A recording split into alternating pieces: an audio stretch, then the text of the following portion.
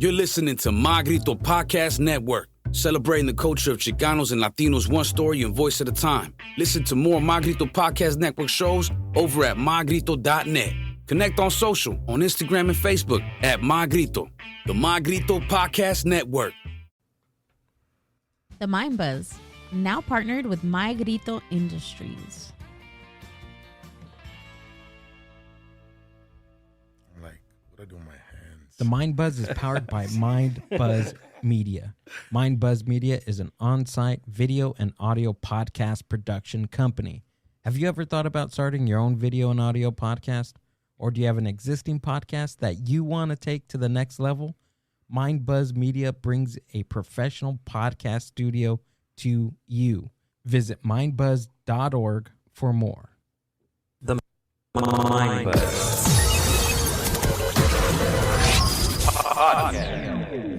Booyah.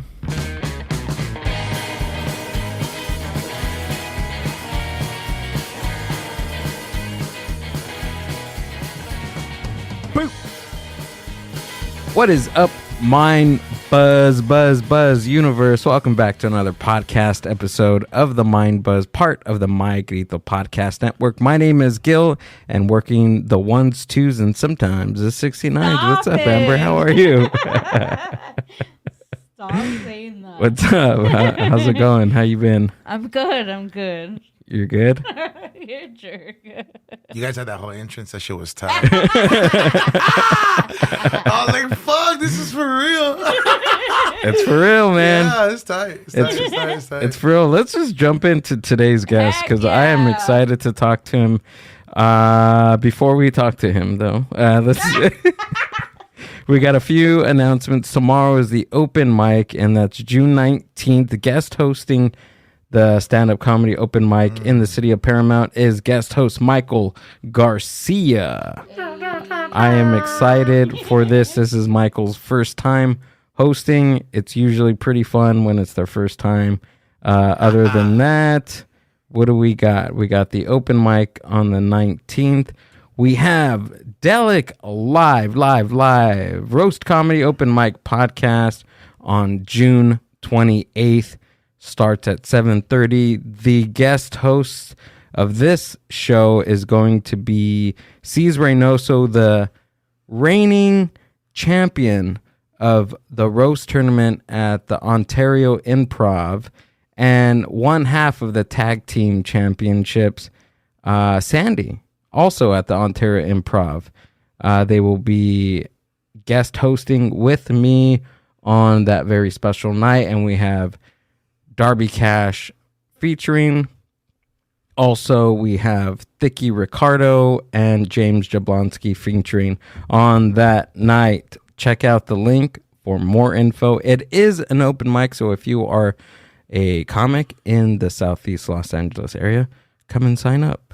You may or may not get roasted by our panel of guests. So that's going to be fun. And then Amber has some awesome things cooking next week, right?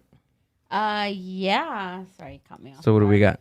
Let me get that on here. She's going to get that on there. We're looking for 2 males. So 3? I have on Saturday, we're having our very first speed dating event. Hey, come on out. Gimme. Maybe I just recruited one of our speed daters, but we're looking for 3 more. We need 3 more men. Come on, guys. Don't be freaking whack and scared. It's going to be a good time. There'll be beer, wine, ladies, and music. Come on, what else do you want? Look at that first comment. Where's my Latinas at? I'm looking for some pan dulce. Yeah. The comments be getting wild. And he didn't even sign up. No? Come on. Come on, label _you. Yeah. I like that label _you. So DM us if you want to attend. We have 3 free tickets. So DM us. Can't get any better than that. And what else do we got? That's it, right? That's all I got. That's all we got. And I'm excited to talk to our next guest that is not a comedian. Thank God. Because if I was going to interview and talk to another comedian, I'd probably blow my head off. Just kidding. I love you guys. You guys are awesome. Next week, we got Frank Ulloa from the Chatterbox. So that's going to be awesome. But tonight we have a musician. He's played music for a very long time. He's worked with The Sinceres, The Altons, Barbara Mason, Brenton Wood, and touring this year with Kuko. He also has a single out. Hopefully we get to talk about that. Or single coming out this year, right? Well, yeah, it just came out on May 31st, and then I got another one coming out top of the month. July. Perfect. Please welcome Eleazer. Thanks for coming on the podcast, Eleazer. Thank you. Thanks for coming out and doing this, man. You've been Appreciate practicing it. your name all day. Yeah, All it's pretty day? Good. Eleazer is good. Eleazer? Okay. My bad. So I don't have COVID, but I drank water wrong.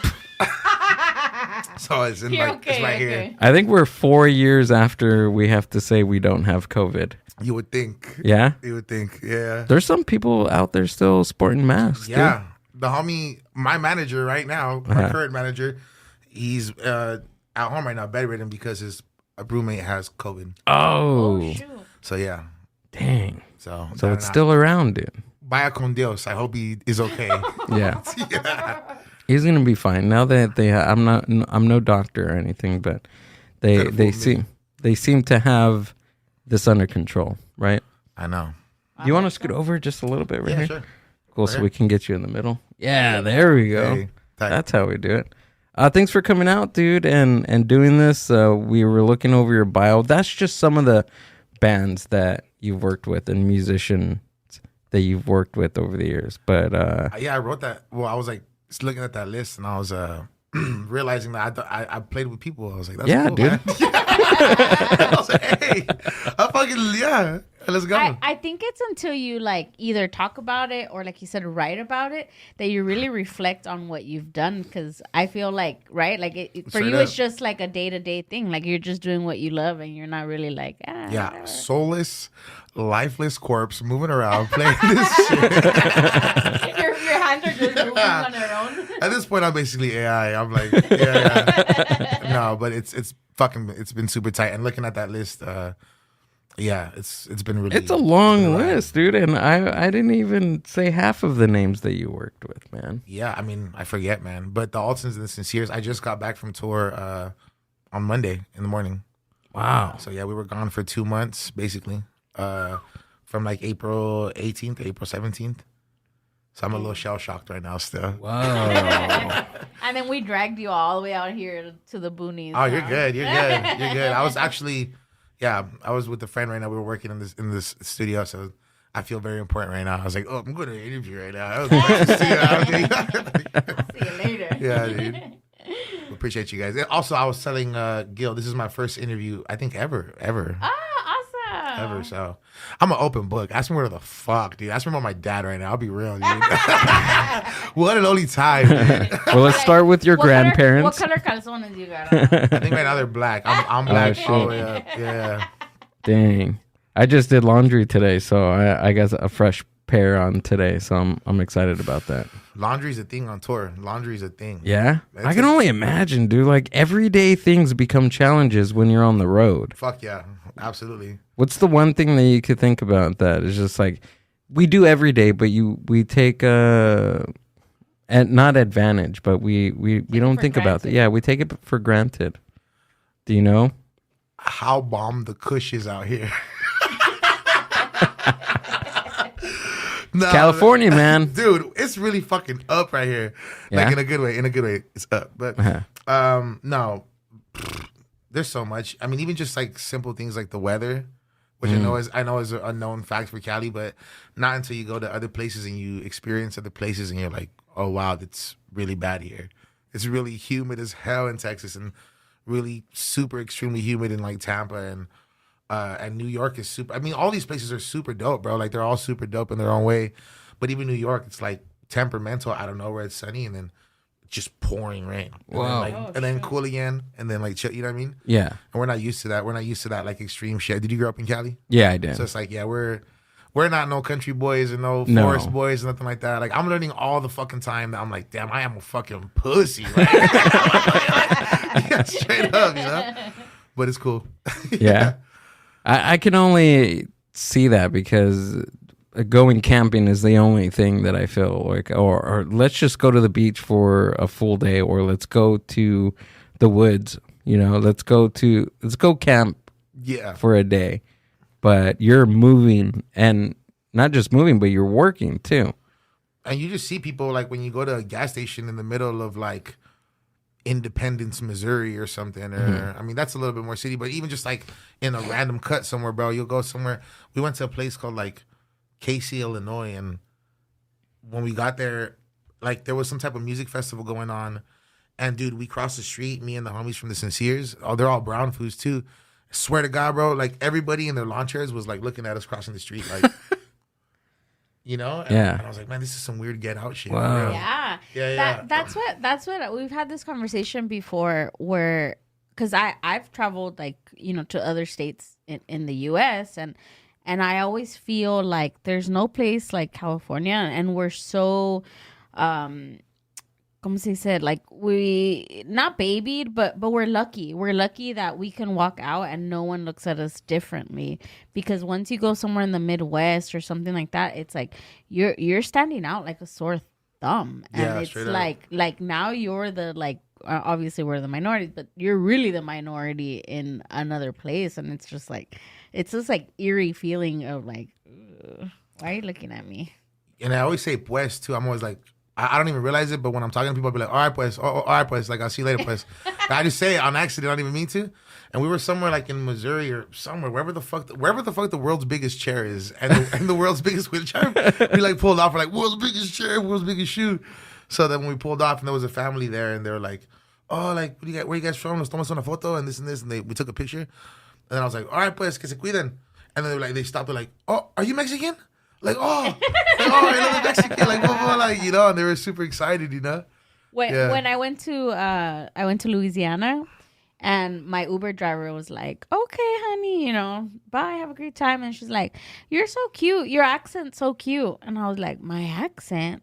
Like, I don't have an accent. And she started laughing, and she's like, yeah, you have an accent. And I was like, what's my accent? She's like, I don't know how to explain it. She's like, but you have a California accent. I'm like, California. You're accent. like, big, not even. yeah, I don't know, fool. I'm like, where my hashitos at? You're like, big, la riva, la accent, la riva. No, somebody was saying how we say like towel, like a towel. We don't say towel. It's towel. Yeah, towel. But we don't say towel. We say and like what? Like towel. Like some people pronounce the H's in front of words like where. It has an H on it. No. Where? No. When? Yeah. Wow. No.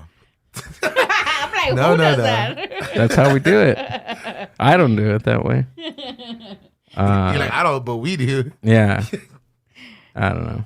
But, dude, middle of nowhere playing music, man. Yeah.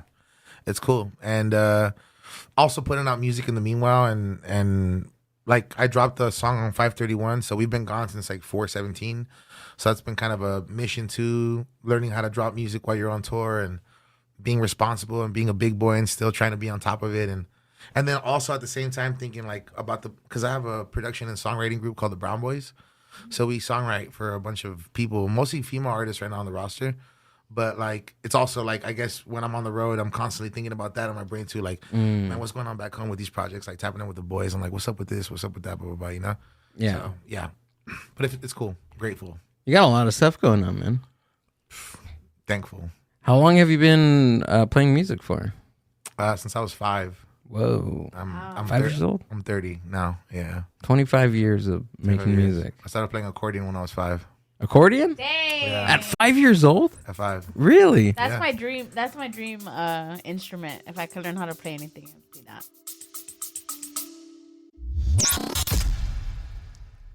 This isn't the Mexican Kill Tony. What are you talking about? It is the Mexican Kill Tony. Shut up, Red Band. I mean, Jay.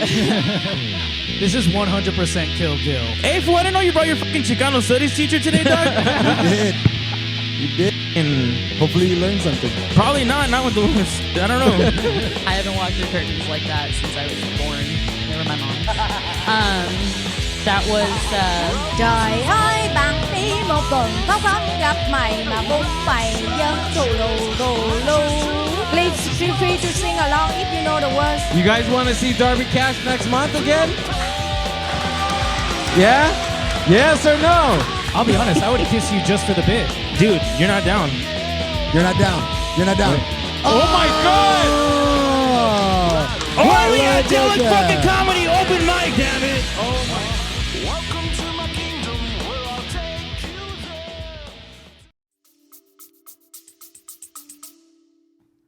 Yeah, it was cool. It's been tight. I mean, I always knew. I'm not like ripping at it now because at a certain point when I was like 10, I got onto piano, but I played the piano version of accordion. They call it teclado, you know.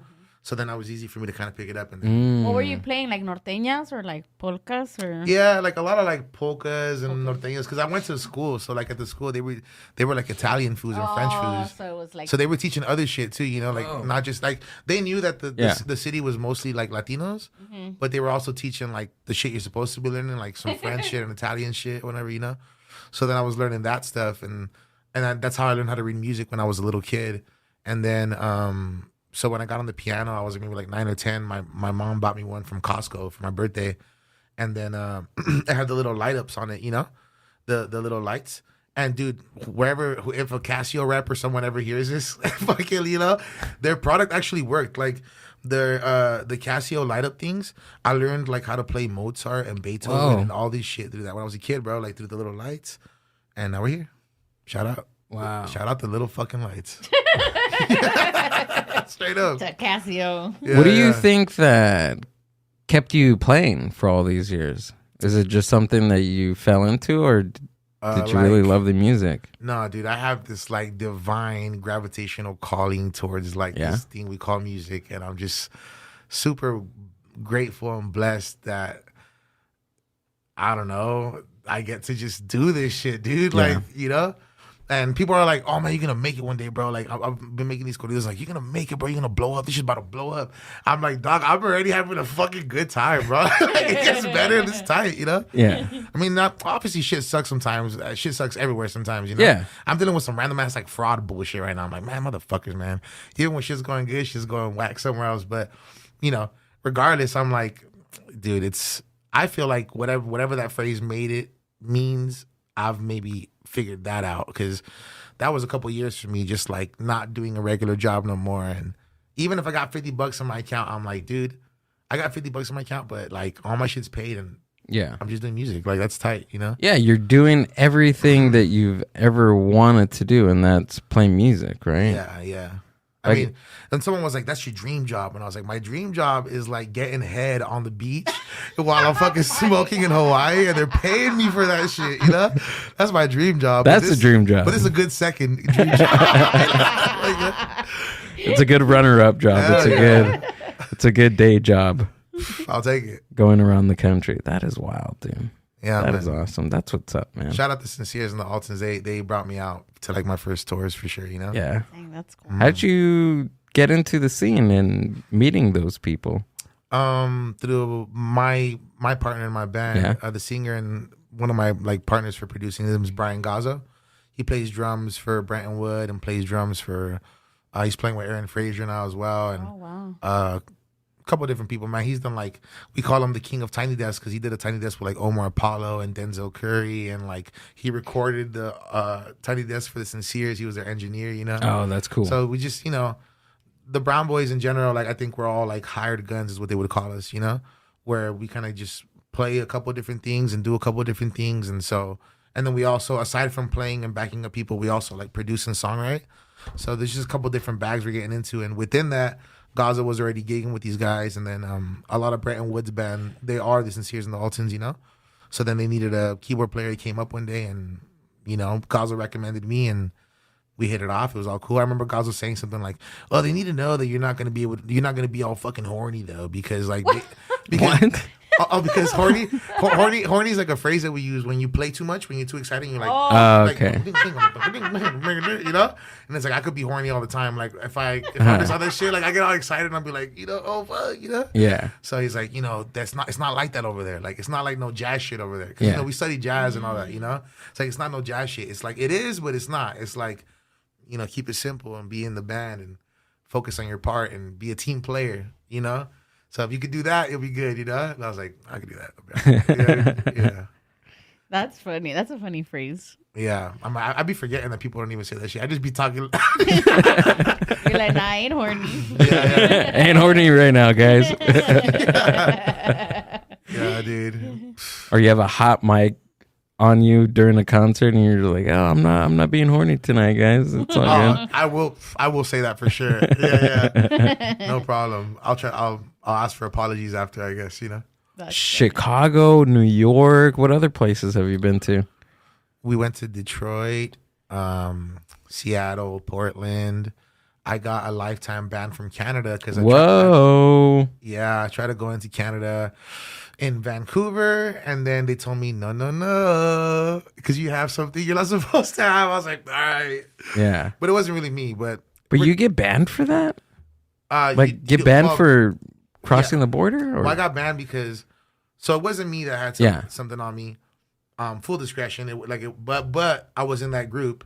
And they told us it's okay. They only gave the demerit to the person that had said things on them, you know? Uh-huh. So I was like, all right, I'm good. But they told me when I was in the processing that, like, I had something on my record and they checked and stuff. And it's not a crazy record, but I got convicted with trespassing. Mm-hmm. It was more than that. Like, I was, like, doing stupid shit with cars and stuff. But at the end of all that, I got, like, you know, yeah, I've already said too much.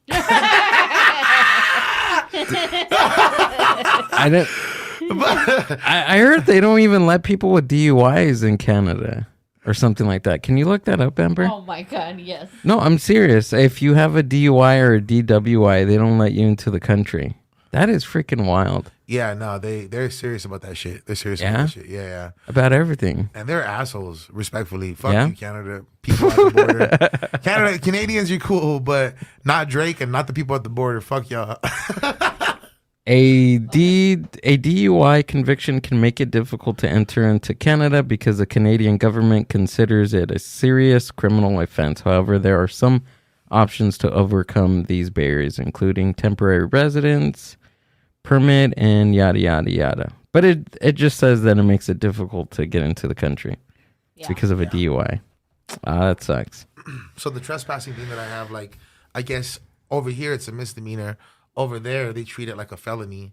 Whoa. And so it's like, I couldn't get in. Yeah. But I thought I was okay. They said something about, I don't know, the way the guy explained it, he was like, actually, it's not a felony. Turns out I looked more into it, and it's only a misdemeanor, so you're fine. Went back. A week later, we flew to the East Coast, and I had to go to Canada again. And I was like, I'm good, because the homie that got caught up, he can't go, but I'm good. Yeah. So I went back in, and they were like, you trying to get in again? You know? Again? We just told you no. So this time, my fucking lifetime ban, you little bitch. Dang. Yeah, it's okay. It's okay. He had his picture right there on the wall when you try to go into Canada. Do not let this man in. Yeah, you win some, you lose some. I lost both of them, but oh man, have you been to Canada before? No, never. That would have been your first time. I don't even want to go. Honestly, no. Yeah, I did. Low key. That's probably just cold, right? It's probably just cold, and everyone's probably just like, look at me, I'm from Canada. Everyone says A. I'm freaking whatever. There's moose. You can't see a moose. Well, yeah, you can go to what is the other place next to Canada? That's what? America, Alaska. To see what? It's like Alaska. Canada? See, I should just go to just go to Alaska. Just go to Alaska, dude. There you go. You're fine. There you go. There you go. Who wants to see a moose? Nobody wants to see a moose. You go to a strip club, see a moose knuckle. You're good. Yeah, I'm saying. Right? Or a camel fist. However you want to see it. A camel fist. That's funny. What are some of the best places you've visited so far? Damn. Dude, Detroit sounds really cool. Detroit was super tight. Yeah? Have you played in Mexico yet? I have played in Mexico City. Yeah? Mexico City. Mexico City is fucking tight, man. Yeah? Super dope. That's what we hear all the time. I love Mexico City. Yeah? I love, I have some homies out there. They have a studio called Santos Sonidos, I think. Santos Sonidos. Alan and Emma, fucking talented people out there. The homies Wet Bass is out there. Super talented. Producer, singer, songwriter. And then the homie Dante plug this up right there. Yeah. Good dude too. But honestly, just good people, man. Good vibes. Some cute ass girl I know out there too. Man, there's some fun. Some cute ass people out there too. Yeah, good ass food, man. Fucking, I be eating everything over there. Tacos de sesos, tacos de ojo, tacos de pito. Fuck it. Nah, but I wouldn't do that. But I really do be going crazy, and I'll be risky, man. I'll just get drinks from the ladies on the corner. Like, I know that I don't know where that water came from. Fuck it, you know. I'm down. But there's something about like eating in Mexico and their street food, and even if they haven't washed their hands, you're just like, it's all right. Life's a risk, All right. right. Well, Life's did you a guys risk. see? You know how like I don't know if you guys have seen, but like the videos from India have been like trending. The ones with like people making like street food. So one of the street vendors from India is like supposedly like the worst one, right? And everyone's going to his spot just to kind of like see him. And there was a YouTuber from Peru that went out there, and he went and he got food from him, and he actually ate it, because a lot of people are going out there and just recording him, but they're not eating his food. And he got food from him, and he got sent to the hospital in India. Like, he got so sick, and then when he went back to Peru, he lasted like 2 weeks, and he passed away. No way. Yes. Oh, and man. they haven't released what the cause of his death was. So a lot of people are speculating that it was. Imagine. No, some people are saying Sorry, that. that's not funny. No, and it was not food poisoning. Yeah, he got murked. He got shot 47 times. It's like, damn. And 2 weeks later, he got shot 57 times. He got food poisoning, and then We're he evil. I'm got sorry. shot. No, they're saying that he might have died like in a car accident, or it was a food poisoning. So I don't know why they're not releasing what he passed away from. And then some people say it's a publicity stunt and he's not really dead. Could be that too. I seen the down ass food that guy you're talking about. I seen this dude on Instagram that he went to a random taquero or something in some city. He's like, "Hey, ¿quieres ir para India para probar comida?" I seen that. I think it was in Mexico. He's like, "¿Quieres ir para India para probar comida?" He took this food, but like, you have to go right now. He's like, "All right, so go get ready." They went right to that food from India. Yeah. Flew for like 15 hours. Got there, ate that shit. This food got put in the hospital too, all fucked up. The Yeah, he taquero. got sick too. But then when he got back, the homie gave him a BMW. So shout out. Yeah. You got a BMW out of it. That's fine. Yeah, that guy that you're talking about, he does TikToks, and he goes up to people and he'll tell them like, "Hey, do you want to see what snow looks like?" But in the Alps, the Swiss Alps or wherever, in Mexico, and people are like, "Okay, but I don't even have a passport." And he gets them a passport, everything. He flies them out there. Oh, he flies them. He pays for everything. Yeah, everything. He does. Bro. It's he like does like locked in different already. stuff. Yeah. So that guy that he's saying was a taquero, and he went up to him and he's like, "Would you ever go to India and taste their cuisine?" And he was like, "Sure." I can't. But yeah, he got sick too, and he got sent to the hospital. Oh my God. Yeah, that sucks. Have you Only ever in seen that India. one guy, like, I don't know, his Instagram is like JUX something, Jukes something. He's the guy that goes up to like the paleteros and the fruit vendors out here and like takes the foods from Home Depot to like Disneyland. And Oh, shit. yeah. Yeah. Dude, I'd be just like crying watching those. I dude. did too. Yeah. I'd be watching those like, fuck. Because they're too real, bro. They're too real. It gets too real, man. It's Yeah. yeah. I see like my tias in them or something, or my grandma or something. It fucks me up. Yeah. It's because I feel like we don't, I don't know. It's one of those things like, because I see his videos too, and I'm just like, and they're all like having a good time on Space Mountain and everything. But I think that we see people like that, like you said, like you see your uncles and your aunts in these people, and to us, we just see like, yeah, they've worked their whole lives, but we forget that they come to this country and sometimes they don't get to enjoy even like Disneyland, they've never seen it, or they don't get to enjoy things that we usually tend to get to enjoy. And it's crazy to see people's reaction. Like everybody goes back to being a kid. Yeah. Going to a theme park is not even an option to these people, you know? Like, or even less than that. I don't know. Like, what other things that there's a lot of things that people miss out on just because of their survival. I mean, just think about, we probably all, are you guys Mexican? Yeah. Yeah. Like we probably all have some family somewhere or something, even if it's just like one primo, one tío, one tía somewhere, for sure that ain't never been on no fucking roller coaster. Oh yeah. Ain't never has never tried, like maybe might never ever try medium rare steak from some bomb ass steakhouse somewhere. Like Yeah. maybe might never fucking travel, go to another shit. state. I Yeah. don't know, put their toes in some white sand or something. Like I don't know. Like it's just like I think about that shit all the time for sure. Yeah. I had an aunt from Sinaloa, and where we're from in Sinaloa, it's a ranch, and it's like 2.5 hours from the city, and that's where she grew and had her kids and got married and everything, and she rarely went out of the ranch. And one year we took her to Ensenada because my mom's from Ensenada, so we brought her out to Ensenada, and it was her first time she had ever seen an ocean. And to me, I was like flabbergasted because I'm like, well, I live next to Long Beach, like I could go to the beach whenever I wanted to. And I forget that there's people that have never seen an ocean before. And to me, it was like, oh my God, like just seeing her and her reaction was like, it made me cry, because she was crying and she was like, I thought I'd never be able to see the ocean. And To even think about that, I'm never going to see the ocean. And think about how fucking close Sinaloa is to fucking the beach. It's not that far. Like my family's from Sinaloa. My family's from Culiacan. And so... like, that's crazy. And that's real. I believe that because over there, there's people that are just fucking in the rancho straight up, Right. And if you're in La Pobreza, like, you're in it. Like, you're not going to get a car. How are you going to get a car where you can barely even fucking make ends meet? Like, you know what I mean? Yeah. So. And nonetheless, go on vacation. Exactly. Or go somewhere if you have a whip. Like, it's for work, dog. Like, it's like, I don't know. You just, you know what I mean? Like, I know all my primos out there, they're like probably some hardworking ass individuals because they have to be, you know what I'm saying? But it's crazy because it's so close, and to not even see the beach, that's wild. That's a crazy moment you saw. Yeah, I was like, wow. So then to realize, like, kind of like circling back on what you're saying, like for you, like when people say like you made it, like, and you feel that you made it, right? Because making it is subjective to whoever you're gonna talk to. Like, yeah, for sure. Your made it can be different than my made it, but I like your approach on like.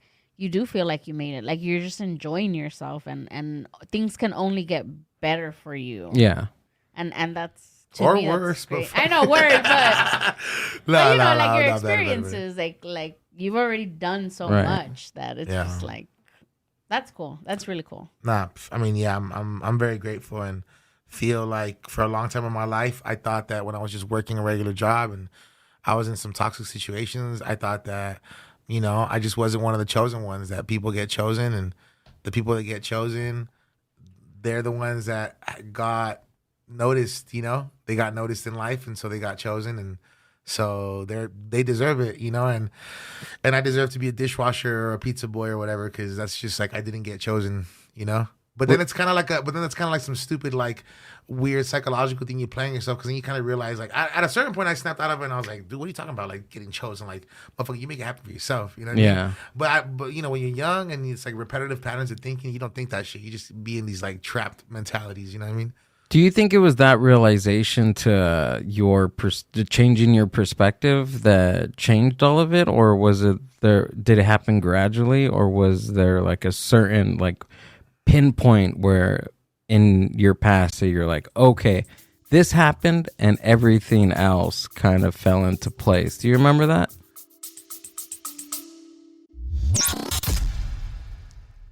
The Mind Buzz is powered by Mind Buzz Media. Mind Buzz Media is an on-site video and audio podcast production company. Have you ever thought about starting your own video and audio podcast?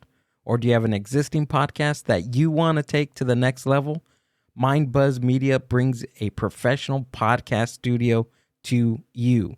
Visit mindbuzz.org for more. Yeah, nah, for sure. that was like when I broke up with my ex, probably one of my ex-girlfriends, like an ex back in a couple years, a little while ago. Yeah, a while back. Yeah. But it was a real rough situation. It was real, and I was a fucking piece of shit, dude. Like, it was like both. When you're with somebody and it's like bad for both people. Oh yeah. You know what I mean? Like, really, and like it's like she's no good. I've been in a few of those. Yeah.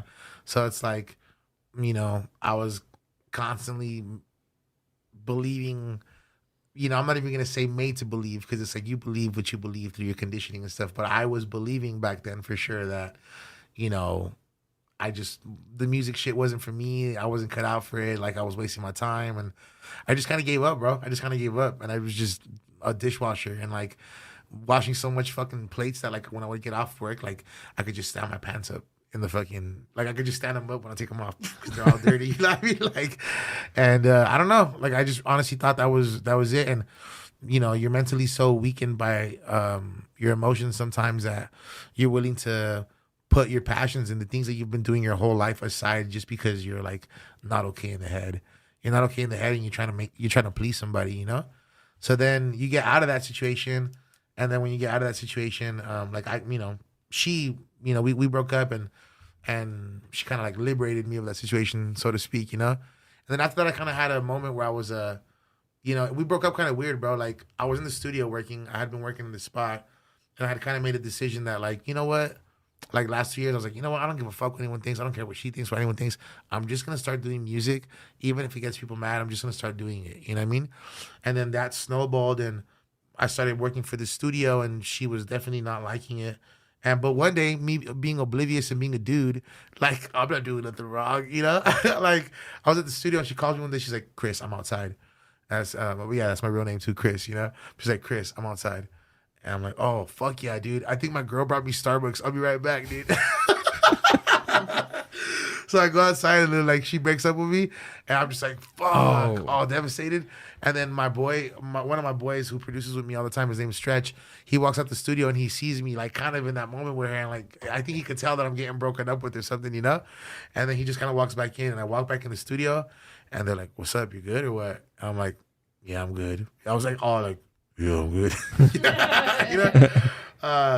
But then, I think I kind of realized, this girl just broke up with me at the studio. I walk back in and there's a session of like rappers and producer fools that are basically waiting for me. Like, what are we going to do?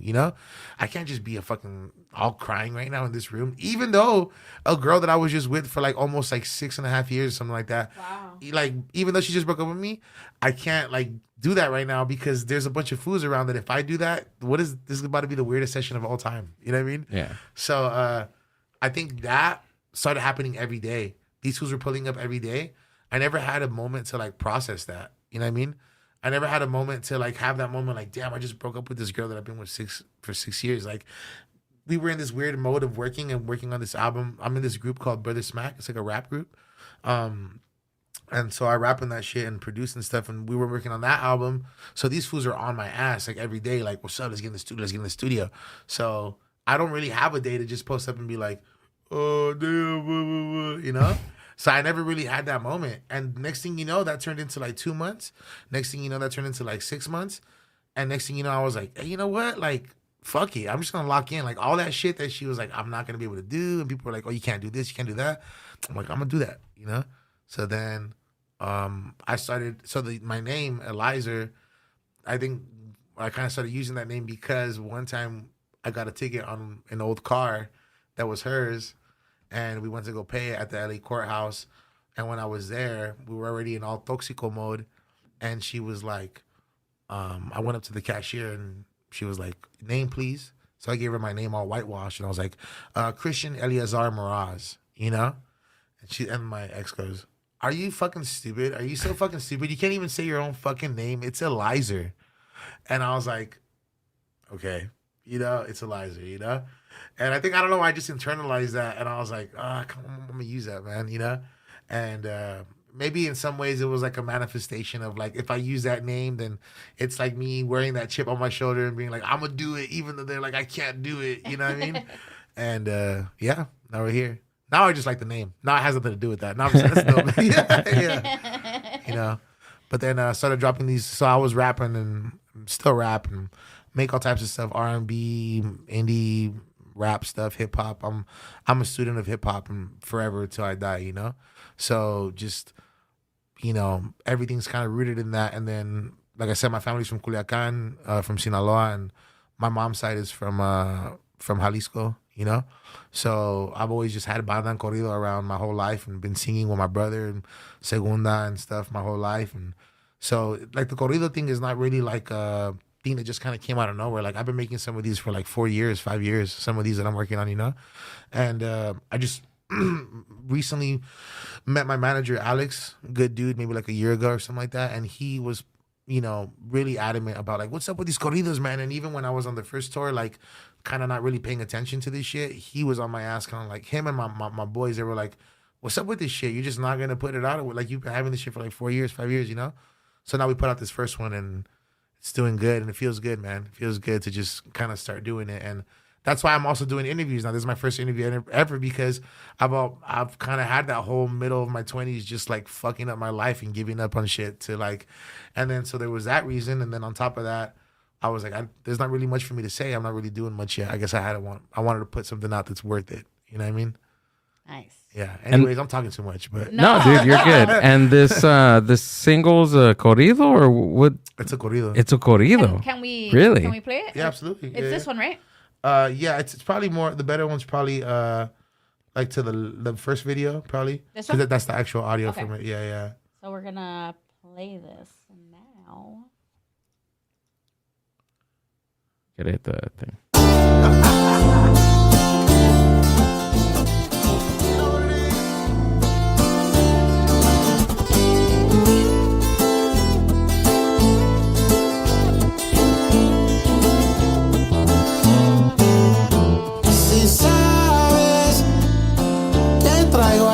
Por mitades, pa' que le vas entrando otra vez. Que cuando estoy de frente, nunca soy suficiente.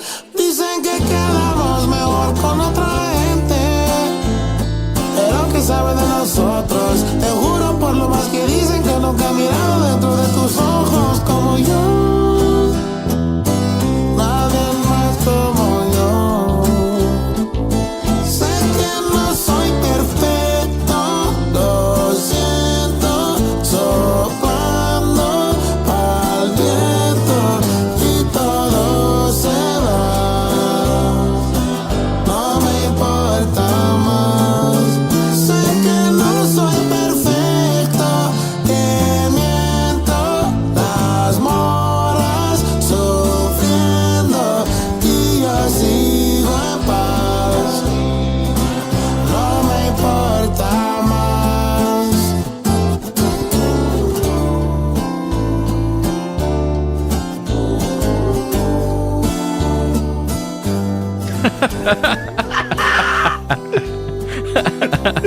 Got him. That's freaking awesome. So why the music video inside a laundromat? I was doing laundry. Yeah, it was a laundry day for 6 years.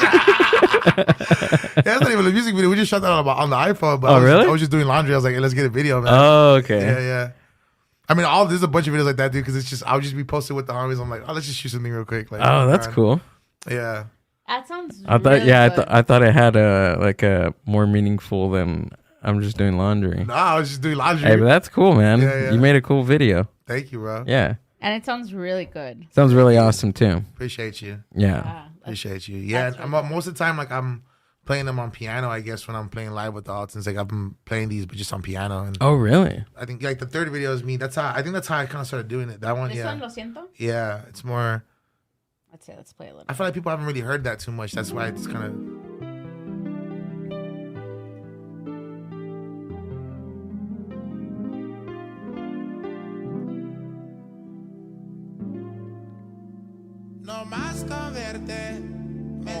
That sounds really nice. Me tiene aquí cantando, creo que soy Vicente. No me importa para nada meterme entre la drama. Y esto es lo que agarro por amarte.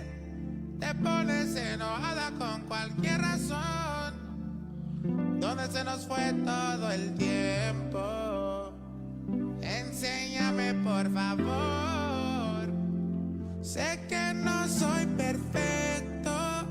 Lo siento, soplando pa'l viento y todo se va. No me importa más. Sé que no soy perfecto. That's good. Yeah. That's really good. Sick. That's really good. I know I'm not perfect. My bad. I like it. Is that what it means in English? Yeah. Yeah? Yeah. So translate it for me in English. No soy perfecto. I know I'm not perfect. Lo siento. I'm sorry. Soplando pa'l viento. Smoking and blowing it up into the air. Y todo se va. And everything goes away. Like, no me importa más, you know? Like, sé que no soy perfecto, que miento. I know I'm not perfect, that I'm lying. Las morras sufriendo. Y yo sigo en paz. Like, the lady suffering and I'm just chilling. My bad. Do you come from a family of musicians? No, but I think my mom and my grandma always sang very nice. And my grandma, Descansa en Paz, like, she would always sing like harmonies with me. She knew, I don't know where she learned it from, but she knew how to do harmonies. And I mean, from the rancho maybe. And my dad and all his brothers, he sings better than me, dude. My dad sings better than me, and my uncles sing better than me, I think. But they're kind of maybe stuck in their OG ways and machista OG ways. So it's like, I think they always thought that singing was kind of just a thing you do just when you're drunk and like, you know? Yeah. And they probably got offered a couple of times with bandas and grupos like, really? You don't want to like come sing with us? But they were too much in their like maniacs travieso ways to even, I think their just brain was somewhere else. They didn't even think that's like an option. You know what I mean? But in another life, they would have. I hope they would know that they would have been some amazing, great musicians and some great singers. You know. But do you think, like, what do they think about what you do now and that you sing and that you're on tour and like do they? Because I mean, I can only speak for myself, right? But I feel like Latino parents, Mexican parents, like they want you to be that cookie cutter, like job or profession, right? And then when we veer off of what in their brain is like a profession, it's like kind of like, oh, well, it's your hobby, right? And I can only talk about like for myself, like that's something that like my parents wanted me to be, you know, I don't know, a doctor, a lawyer, or whatever. And then now what I do is like, oh, well, that's cute. Like it's more like a hobby, you know what I mean, than like a profession. Like, does your family feel like that about what you do, or are they like 100% supportive? Yeah, no. I mean, my mom and my dad separated when I was like 6 or 7, you know? And then I didn't see my dad for like years, dude. Like forever. And then when I seen him again, I was like 12 and I didn't even recognize the dude. He was so big.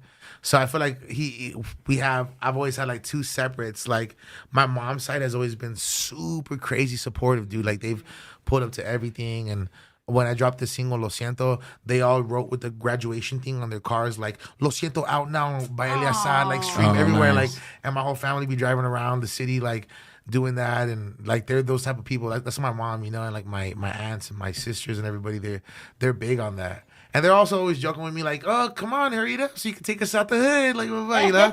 But like, you know, I know it's all jokes and stuff. And, you know, I'm very glad, super fucking a million times grateful that I could just look out for my girls, look out for my sisters and my mom, and that they're good, you know? And so they're super supportive, dude. And then on my dad's side, you know, it's like, you know, I think with any Mexican household, with any parent household in general, it's like you just want to make sure your son's not fucking, or your daughter's not super broke out here, just like not doing shit with their life, you know? Which I can understand that.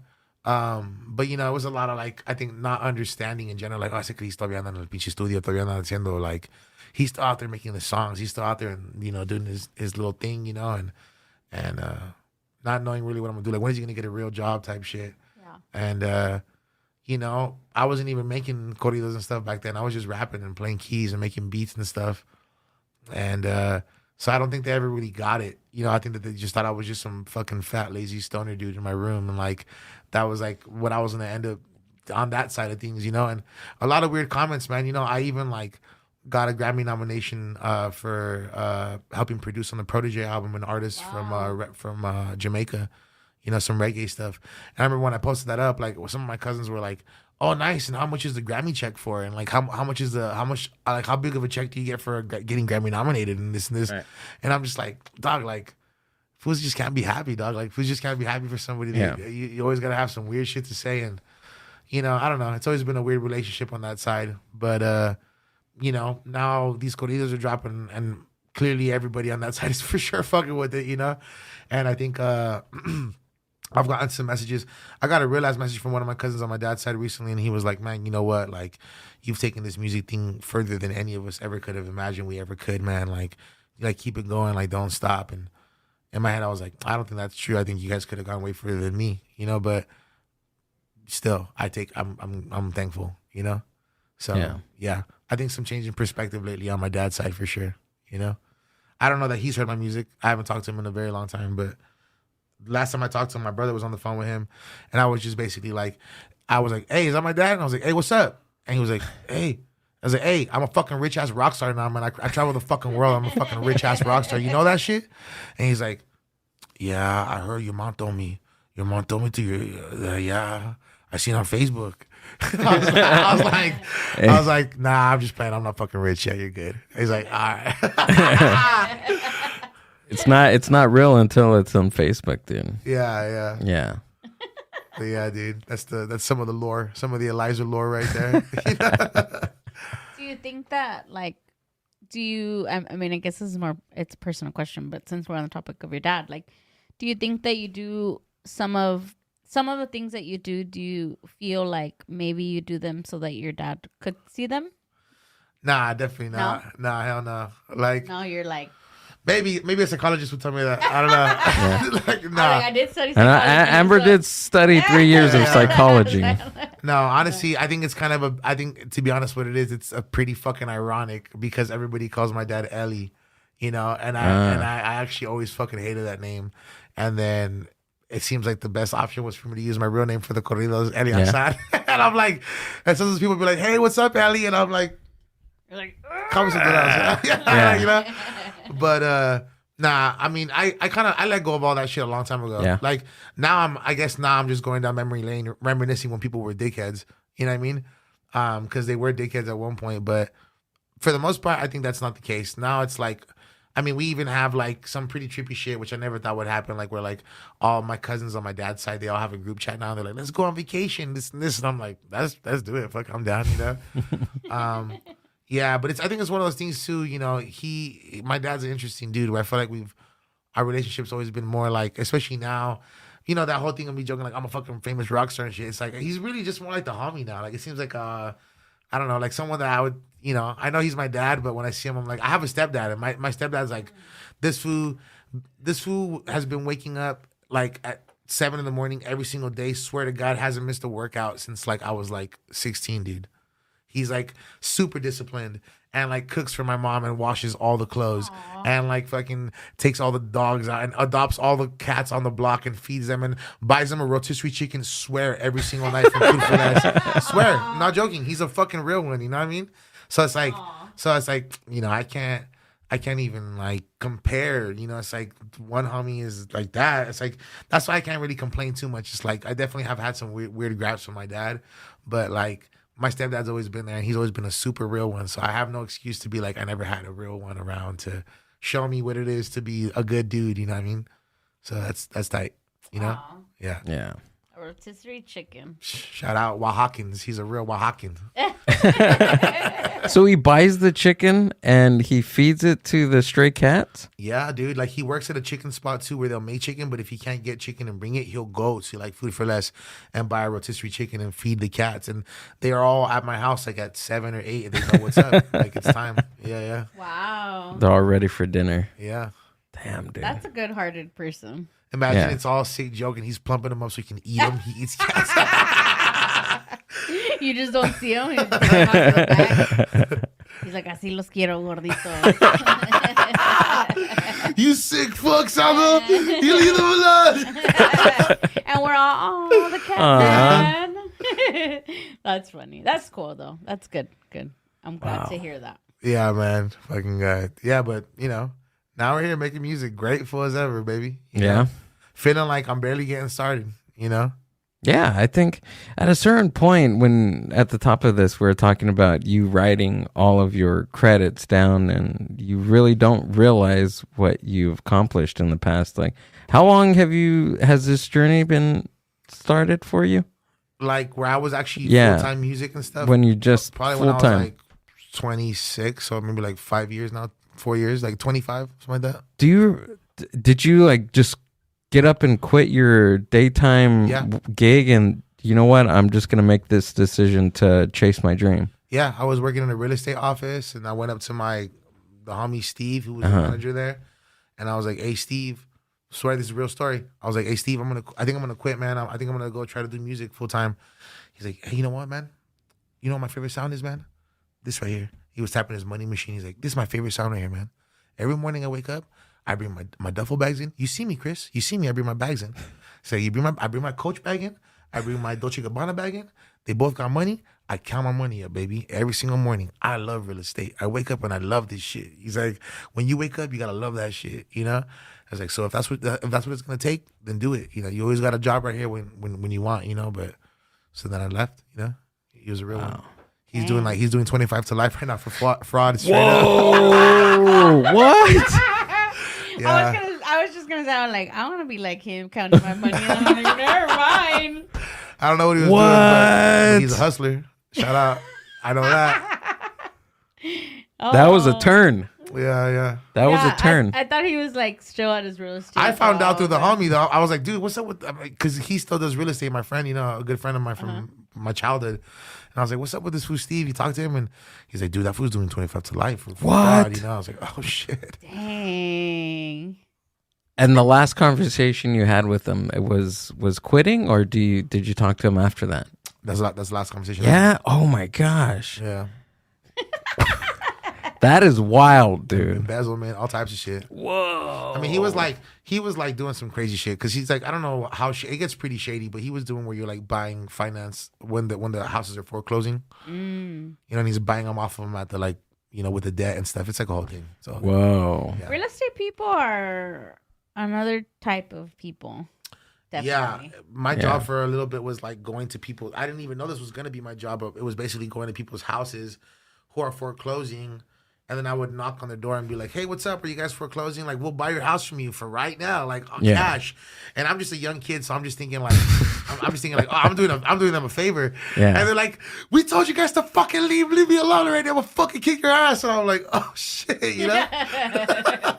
Damn. Yeah, because people like that are going, and you know, you're kind of getting people in their vulnerable state. Yeah. So it's kind of like, whoa. It takes a certain person to do certain jobs. Like I don't think I would be able to do real estate or By the end of accounting it, I was like, or anything like that. Take the fucking money, get the fuck out. Right. You were all already. You already knew what you were. You think I'm new to this? You think I'm scared of your tears? Get the fuck out. That's funny. Yeah. Oh man, but that's cool. That's really cool that you're, like you said, you're just starting, but yet you're pretty seasoned now. Like what? I smell seasoned sometimes. Straight up. What happens now? Like where do you want to be? What do you want to do in the next 10 years? Just keep following this passion and seeing what kind of sounds inspire me next and developing on this corrido stuff. And I feel like I wouldn't necessarily want to just say the word corridos because I think that there's something special I can really dive into and like make it an amalgamation of all these different styles that I've been growing up on. And I feel like it feels very natural what I'm making right now, very innate. Like it's just of my nature to make this type of stuff. It feels good.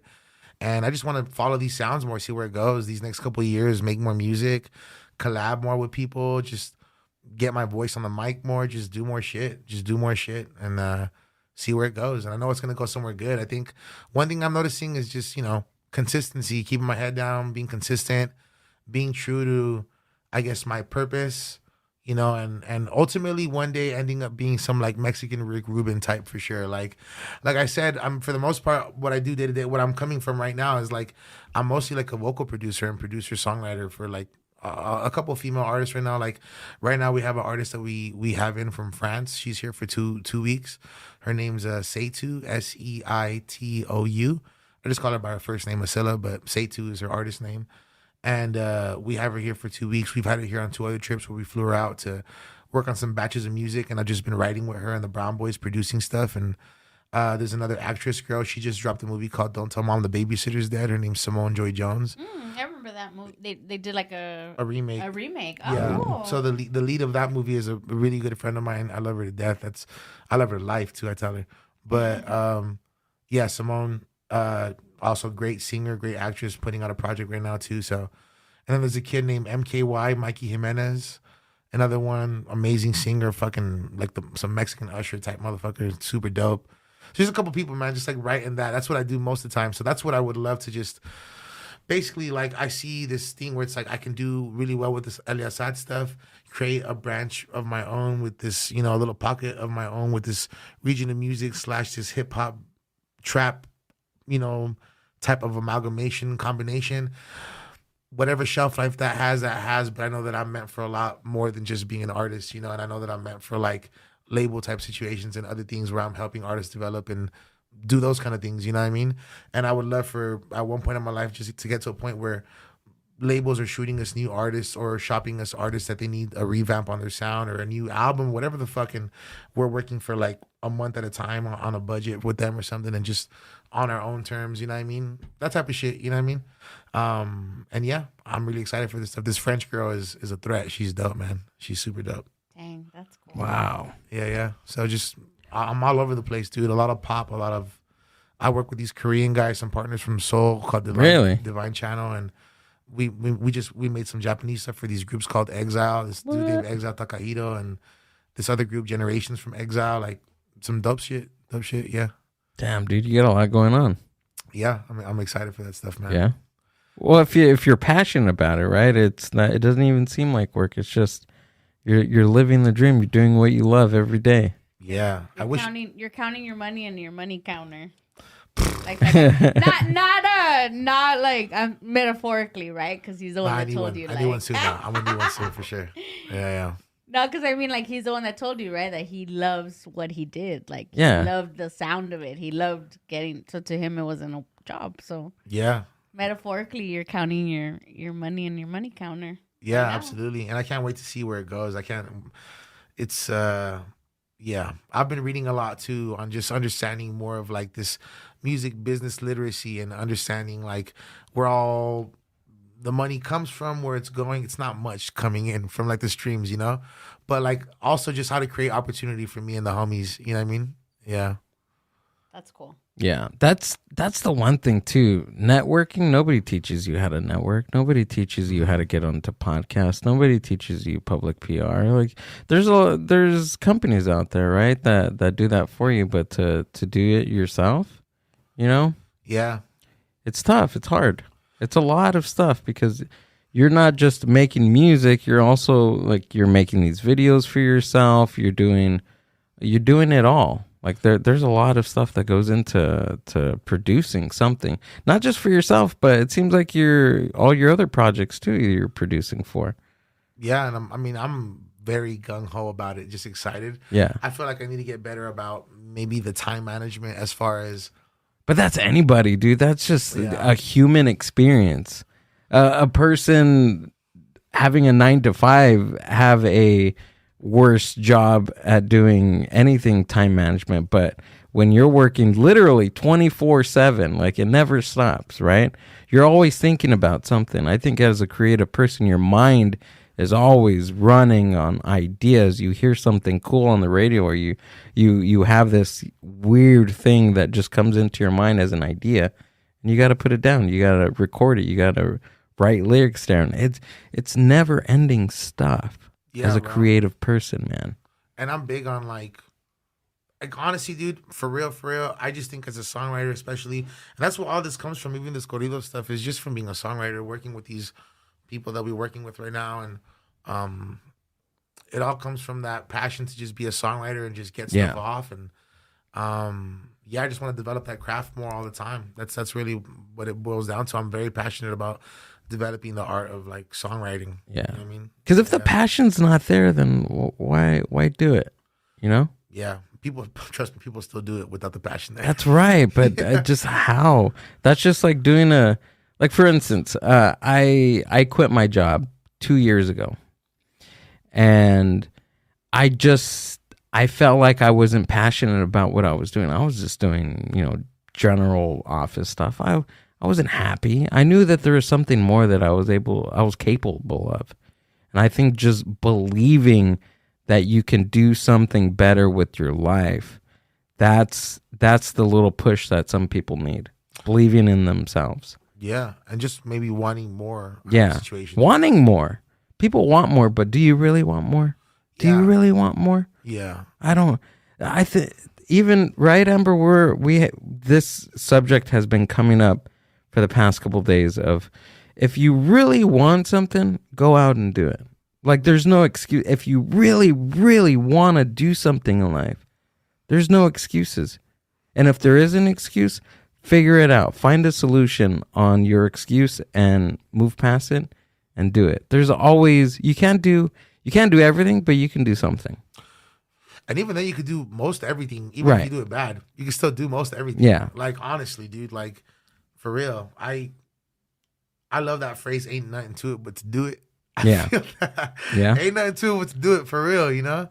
But even then too, when you start something and you may be not good at it, but staying consistent plus time, you're gonna get better at it.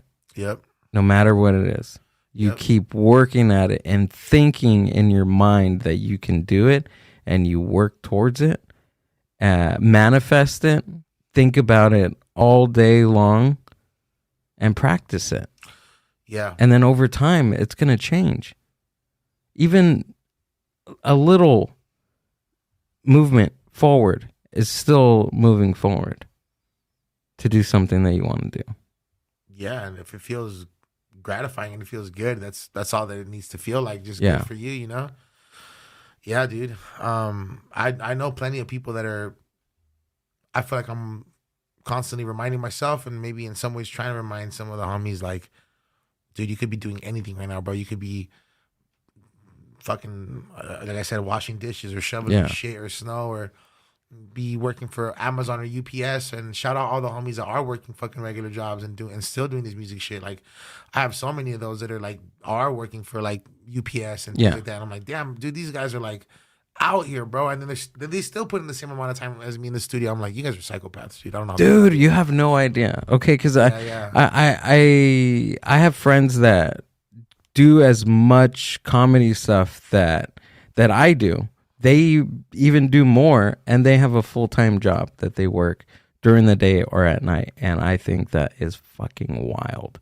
I'd probably put a bullet in my head. That's a lot. It's a lot of stuff to handle. And then plus they have kids, and then they have a wife, and they got children, and a girlfriend. It's crazy.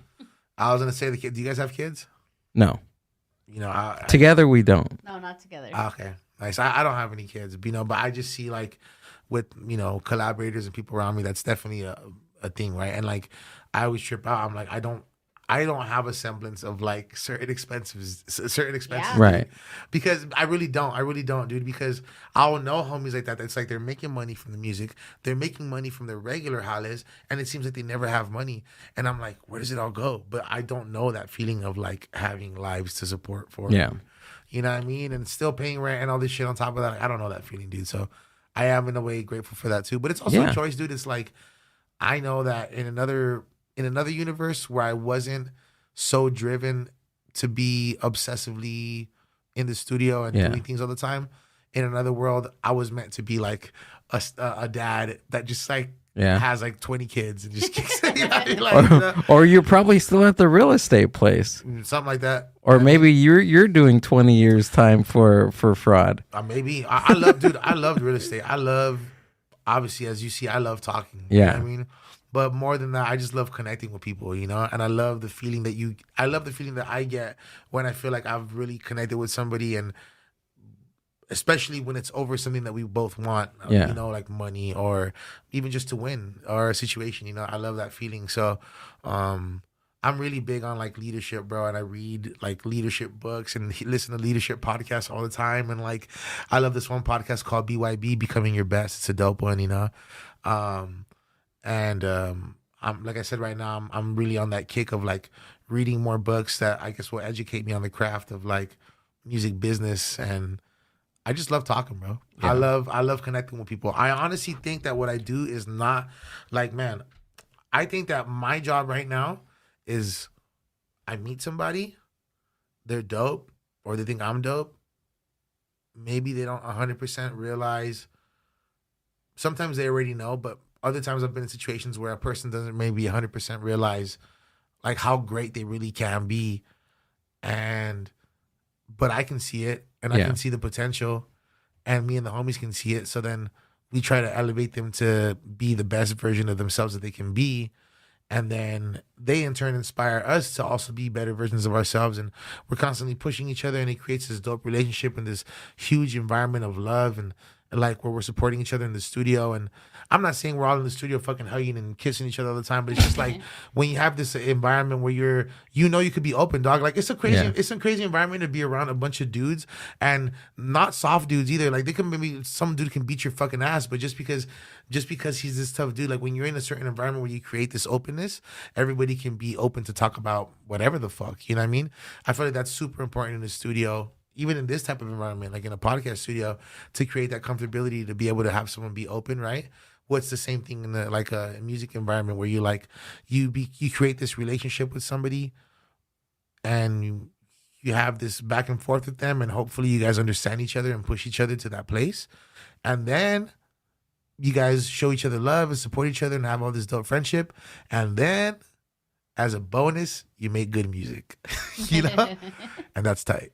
You know, but I love that we're in the business of like showing each other how great we could be first, you know? Yeah, because that's part of it, right? Mm-hmm. That's part of it. Do you think that that's common to see somebody's potential? Is that common to a lot of people, or is there only certain people? Because I get that all the time. I get that like when I see somebody and doing whatever they're doing, music, being, painting, poetry, comedy, whatever it is. I see that like, wow, like if they keep at this for the next 5 years, they're going to be great. They can't quit. They got to keep going. Is that common to people, or is it just weirdos like me? I hope it's common. Yeah? I hope. We need a lot more of that. I hope that more people would like see somebody and not just like disregard them for the immediate, you know what I mean? Yeah. That would be tight. Yeah. You know? I don't think that the world operates like that, you know? Because if it did, I think more people would have a lot more empathy and tolerance, but I think, you know? Yeah, definitely. Yeah. That's true. And I think like too, like what you're saying, like kind of just like your whole model around like you and your friends and the people that you work with, and like elevating each other and helping each other get to where you guys are going, is it's not as common either to see it, because a lot of times we are, and I say we as everybody, but a lot of times we're out to see how we could benefit ourselves, right? How we can do it.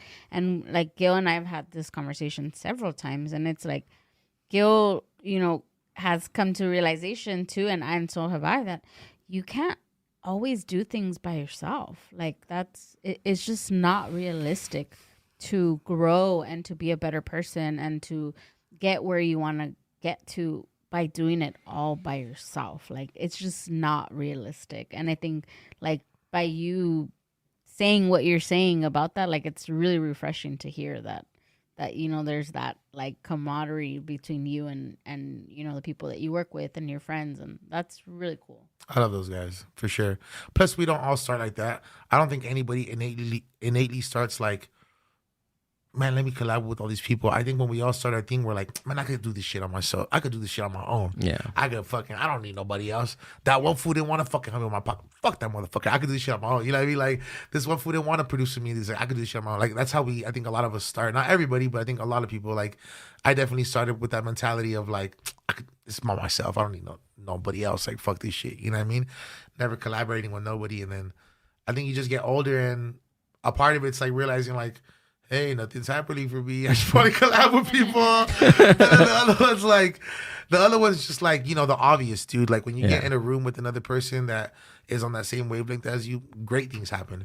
When you get 3 people like that, 4 people like that, 5 people, fuck, man, it's like crazy, you know? So it's like, if you can't admit that as a young artist or as a young anything entrepreneur or anything at all, that if you negate the fact that collaboration, when it's done right and healthily, where both people have the same mindset, it's not a better situation, you're tripping. It is always a better situation most of the time. You know what I mean? Unless there's love involved.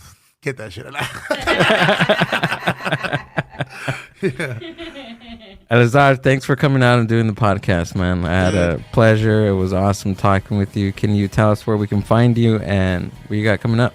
Yeah, you can find me on Eleazer Music, ELYZR is right here, ELYZR Music, or look me up on Spotify, Eleazer, ELEAZAR, Lo Siento, out now, everywhere. And it's going to be great. It's going to be a great time. Stay tuned for this journey. First interview everywhere. I feel like I talked about everything. I talked about my dad and my family. And yeah, man. My latest challenge recently, I got chorro on the plane on the way from Kansas City. Why didn't we talk about this? Nah, I mean, it was... Anyways, I got to let you guys go. But I voy a superar todo. Chorro, whatever. Music, whatever. Ladies, whatever. Come through. Well, you heard it. Choro on the next episode. I just want to say, too, hey, shout out Bowling Park, man. I'm from Bowling Park, home of the In-N-Out Bowling 626, man. I've been out here for a minute, man. I know there's a lot of people out here, and I got a lot of love for everybody out here in the scene. So, you know, keep doing it. Use your affluence the right way. Use your power the right way. Be smart, man. Treat your people the right way. You're going to live a good life in this shit. Be nice to people. And, yeah, sending a lot of love to the city of Bowling Park, man. Hey, man, I'm just saying, man, this is your golden boy right here. First Grammy-nominated boy out of BP, you know? I think so. So I've heard. So the rumors say. You know what I mean? Love you. Awesome. All the links to Eleazer's stuff is going to be down in the show description, whether you're watching this on YouTube or listening to this on Spotify. Thanks again for coming out and doing the podcast. That's what's up. June 19th, open mic, Boodle Laughs, the city of Paramount. June 22nd is our Corazon speed dating. Come check it out. You're going to go? We got a code for you. So. What's the date? What was it? June? On Saturday. Oh, shit. Next, is it next Saturday? No, this Saturday. This Saturday already? Already? Whoa. This I'll Saturday. pull up to show some love. I'll pull up to smoke one. The Mind Buzz.